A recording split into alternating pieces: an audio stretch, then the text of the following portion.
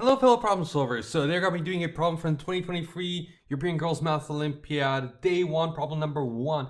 Nice algebra, maybe combinatoric C type of algebra problem that I suggest you try out for at least 10-15 minutes, ideally 30 to 45, maybe an hour, not more than 4 hours. And if you'd like to go along with us, take 10 minutes and put your first ideas out on paper. We're going old school now because I don't have a board set up here in graduate school. Now let us begin. So what do we have? Let's see, we have n positive real numbers. So, okay, and we have this condition that's about how we're going to construct some other positive real numbers, bi. Okay, that's just an extension of ai. Okay, so what is the first thing that you sort of notice with the construction? And this is just thinking combinatorially.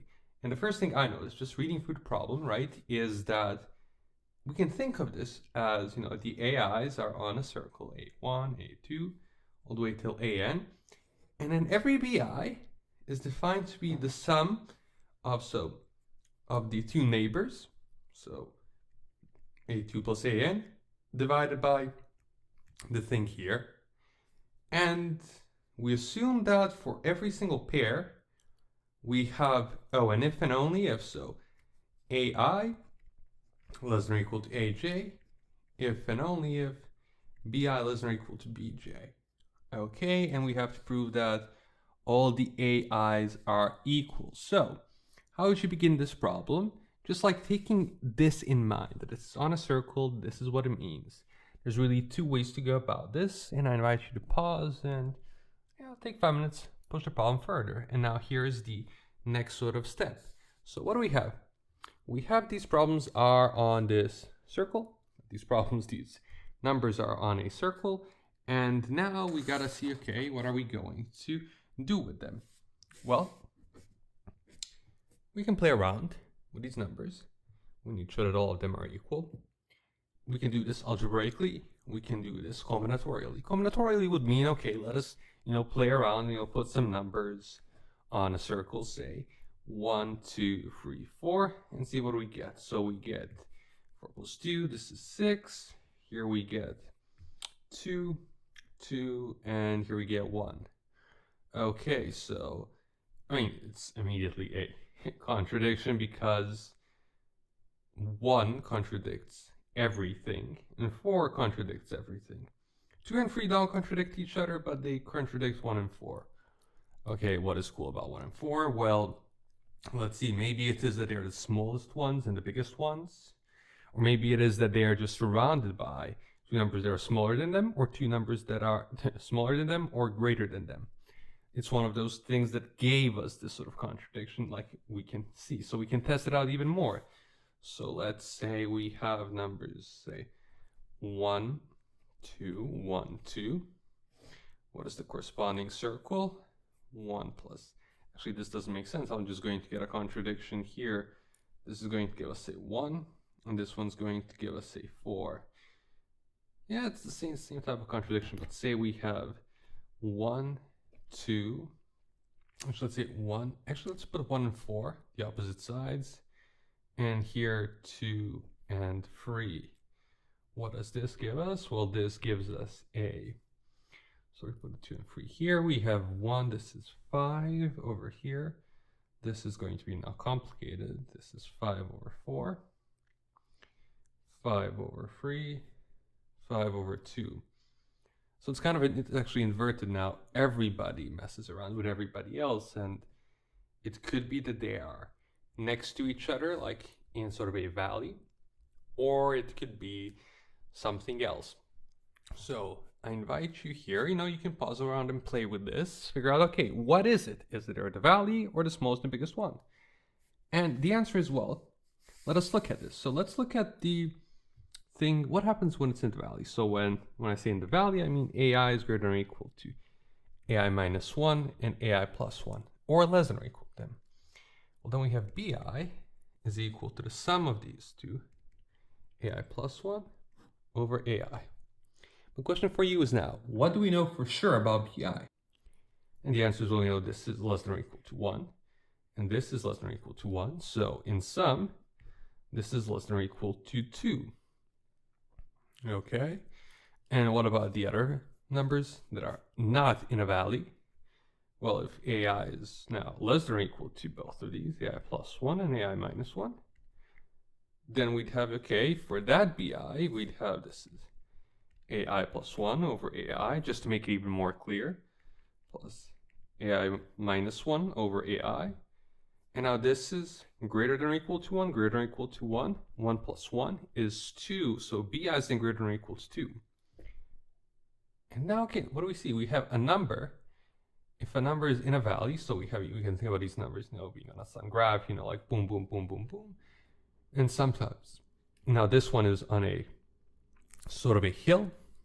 Say this number is neither on a hill, but this one is the deep depth of a valley. And what do we basically have? Well, we have if a number is in a valley, then the corresponding BI is greater than or equal to 2. If it's on top of a hill, it is less than or equal to 2. Now, how do we finish this up? Which two numbers are definitely in a valley and in a hill, and would give us a sort of a contradiction? And the answer is, well, it's the minimum and the max. So if we take the max of all the AIs, so if we take, max of AI, I is 1 through n. Actually, it's 1 through n. Maybe this is notation. Say this is equal to AT, and say the min of AI, I is 1 through n, is equal to AS. Then we know from here, we know first and foremost AT is greater than or equal to AS. And we know this is equal to BS. This is equal to BS, which is, given this is the minimum, again, the value here, this is greater than or equal to 2.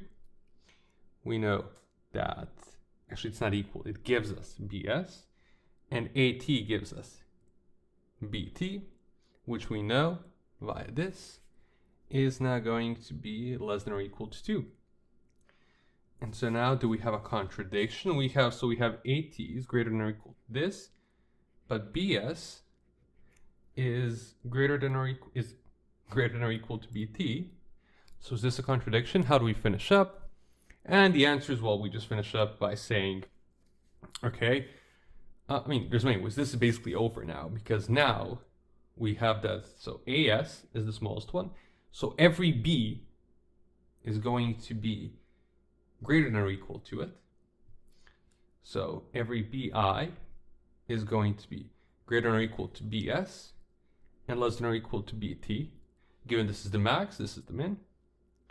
But we have BS is greater than or equal to 2, and 2 is greater than or equal to BT. So BT is equal to BT, which means all of these must be equalities, which means all of these are equal to 2. And now we finish with our if and only if, right? If now. So now what do we have? We have, so if say that the converse, that one of the two weren't equal, say AI was strictly greater than AJ for some I and J, then this would imply BI is greater than BJ. But that is false because we now know that every I and every J is 2. So this can never happen, which means AI is equal to AJ for every single one of these, i.e. all of them are equal.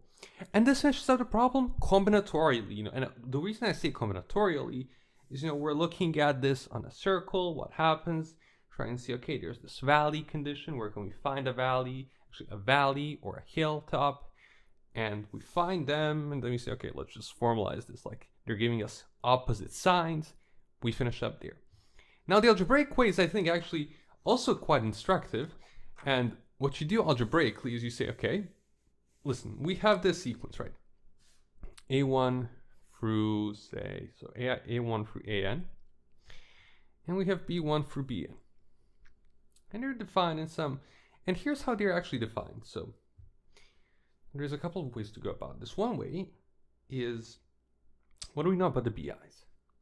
We know BI is equal to AI plus 1 over AI plus AI minus 1 over AI. What do we know about this number specifically? And the answer is, well, we don't know anything about this number. But if we sum all of these up, think of these are in the circle now. What is BI minus 1? again, good thing about indexes, if we're going to do this algebraically, this is going to give us, so the AI plus 1 here is going to be AI over AI minus 1. Oh, look, it matches this one. Plus something else, AI minus 2 over AI minus 1. And now if I go backwards and backwards and backwards, I'm going to keep matching these. Go forwards, I'm going to keep matching this. And remember, this is a circle, so we're going to mix and match them. And what happens when we mix and match them? Well, this is greater than or equal to 2. Every single one of these. So if we sum all the BI's, we have this greater than or equal to 2 times n, where n is the number of i's, n is the number of BI's. Okay, so we know this. And again, does this solve anything? No, this is just a start of an algebraic approach. Now, and mind you, we haven't even used the other condition, which is that these two sequences have the same sort of ordering, if you will. And what does it mean? That means if I take indices ai1 less than or equal to ai2, i1 through i2 through in is some permutation of 1 through n.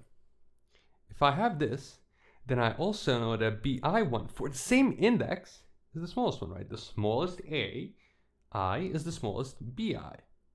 And the second one is the second smallest. Like, these must correspond to one another.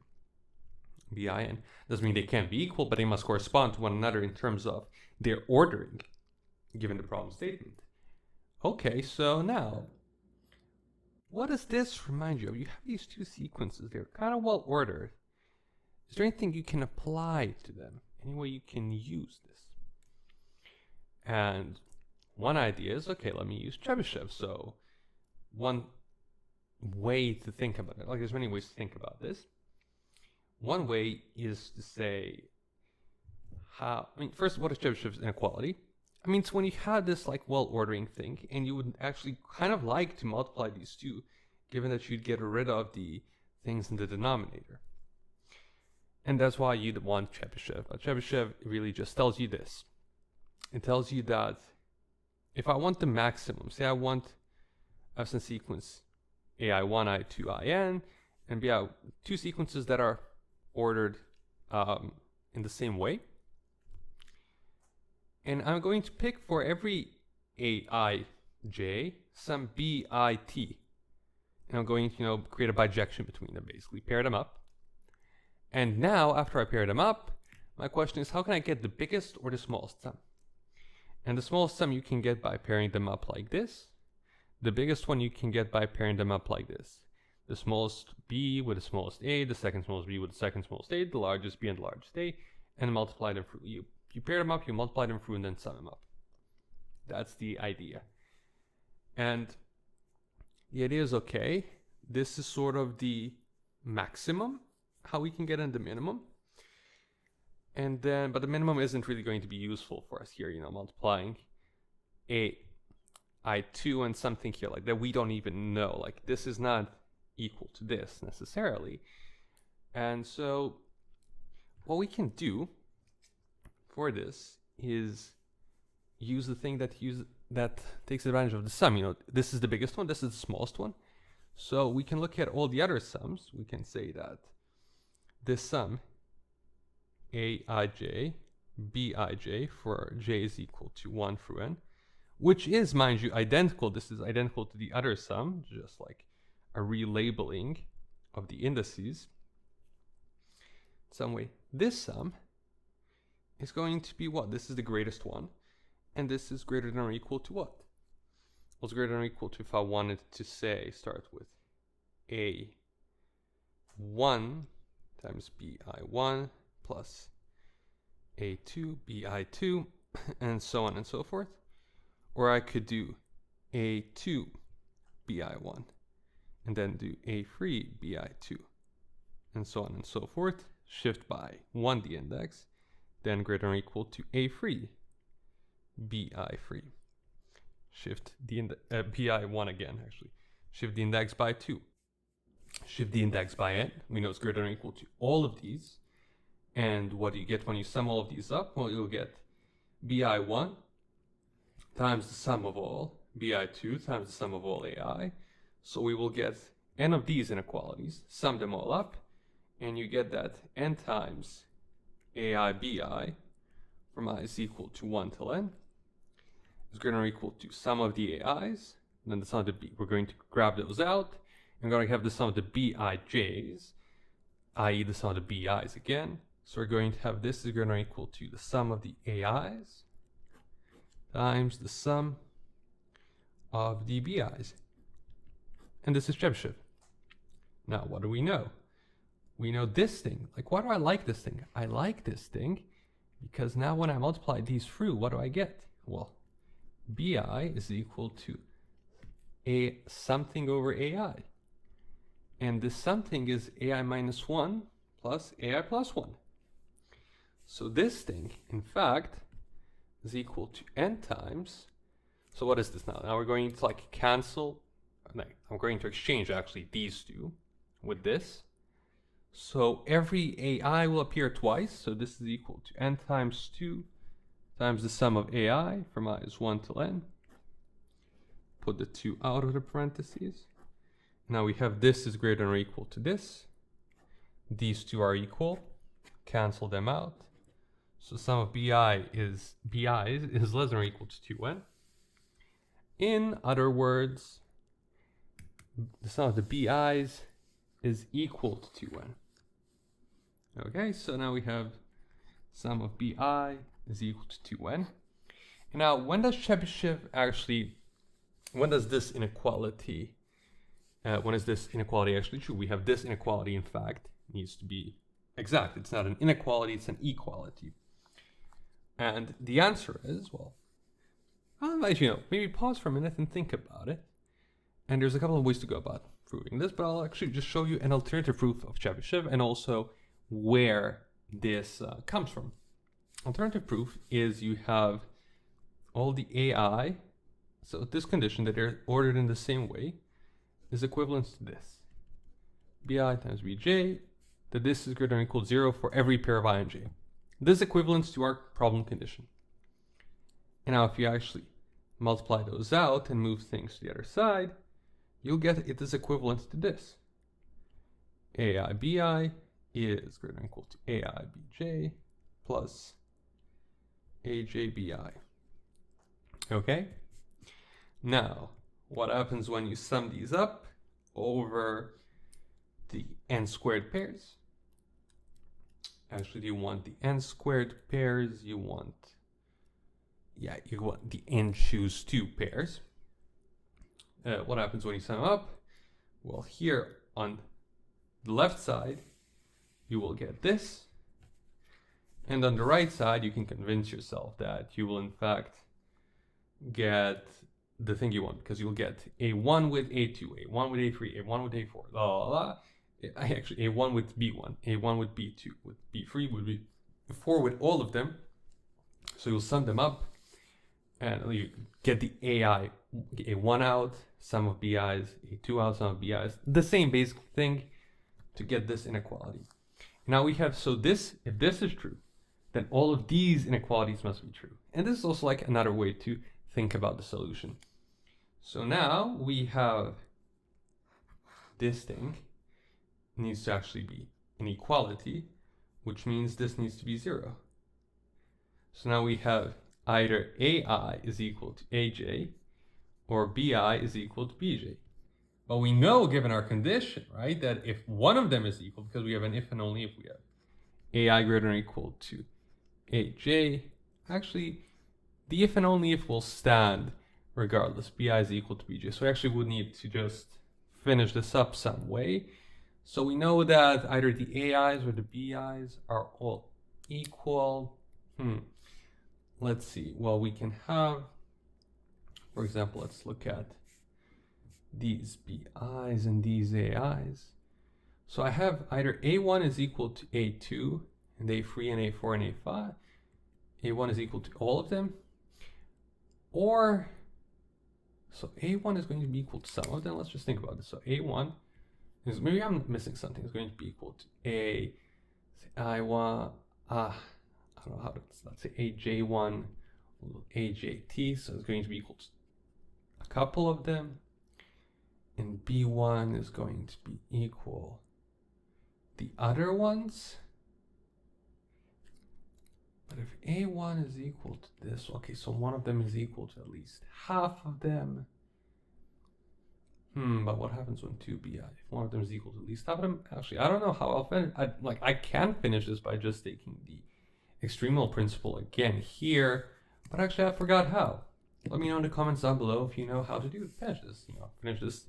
Prove the equality case. Now that from here it follows that all the AIs are in fact equal. And, well, this finishes up our problem.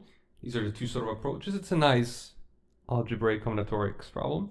And as always, thanks for problem solving.